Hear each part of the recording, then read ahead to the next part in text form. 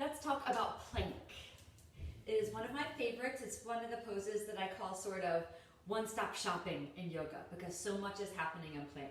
You're strengthening your arms and your shoulders and your core, your legs are engaged, your low back is working hard, everything is working. But there's also a lot to think about in terms of setting yourself up safely for plank, not overworking your elbows. Those joints can be sensitive.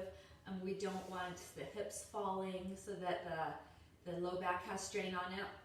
So we're going to talk about some ways to safely set yourself up in plank, some modifications, and also some things you can do to enhance your plank and make it even harder and more strengthening.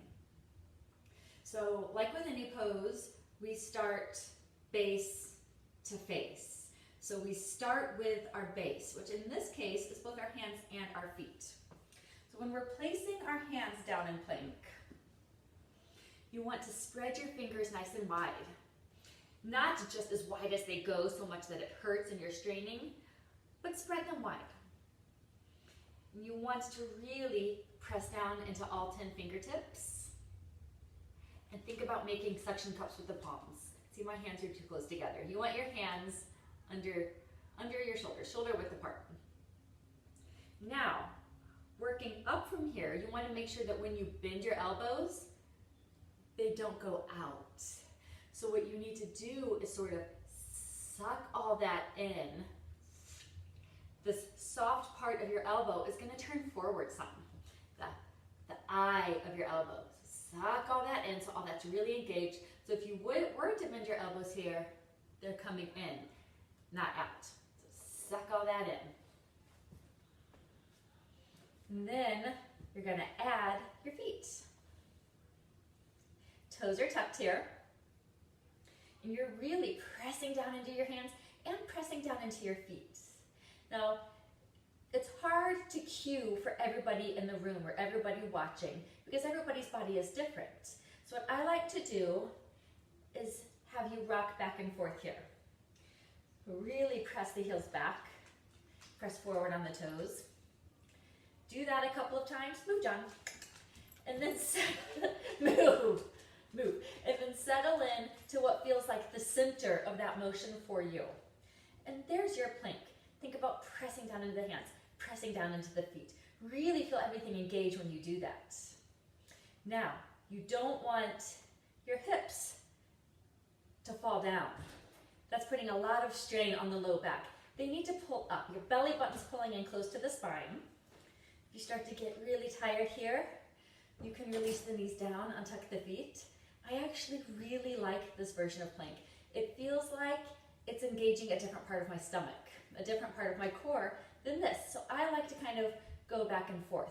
When you feel like you really start to lose it and you're dragging down here, that's when you need to drop it. So take a break here, shake it out, and then find your plank again. Find that center for you. And think about the backs of your thighs and pressing up from there. And internally rotating your thighs. Sometimes I like to use a block here. Internally rotating your thighs so that if you're squeezing a block, if not, pretend like you are, as though you're trying to squirt that block out the back, like you're trying to press it up to the ceiling. Feel how much more engaged that is. Now look at your elbows and unlock them. Find just that slight micro bend. Lock them again, unlock them. It's a lot harder unlocked, but you're engaging these triceps.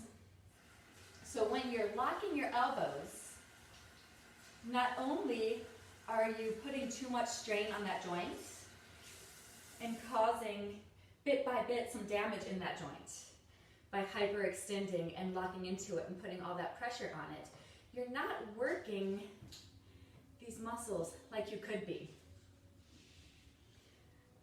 I like to tell the story of my great grandma who had ping pong balls under her arms, and we would actually play with them. we would say, Mimi, can we play with your ping pong balls? And that dear woman would take off her cardigan and hold up her arm, and my little brother and I would flap the ping pong balls around. For a long time, we thought it was fun. It was a game. Mimi must have been lacking her elbows in plank, or she wouldn't have had the ping pong balls, not so badly. So if for nothing else, sometimes the best way to get through to people on why not to lock their elbow is vanity. You don't want those muscles to get so soft and this flesh around it to sort of start to pull down around the elbow, which can often happen as gravity sort of takes hold. You want to keep that nice and firm.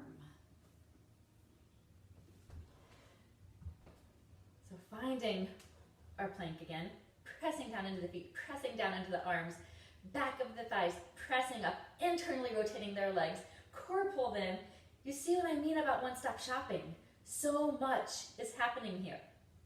Now, if you wanted to add some things with your plank, you can add all kinds of core things. Of course, there's the knees that can pull in sort of a mountain climber thing.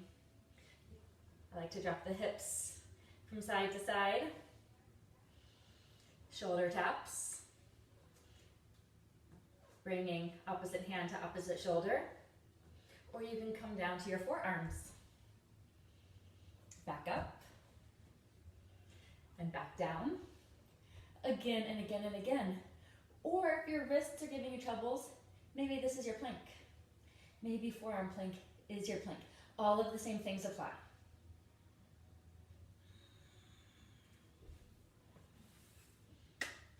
That's your plank talk for today. Thanks for watching, guys. Hope it helped.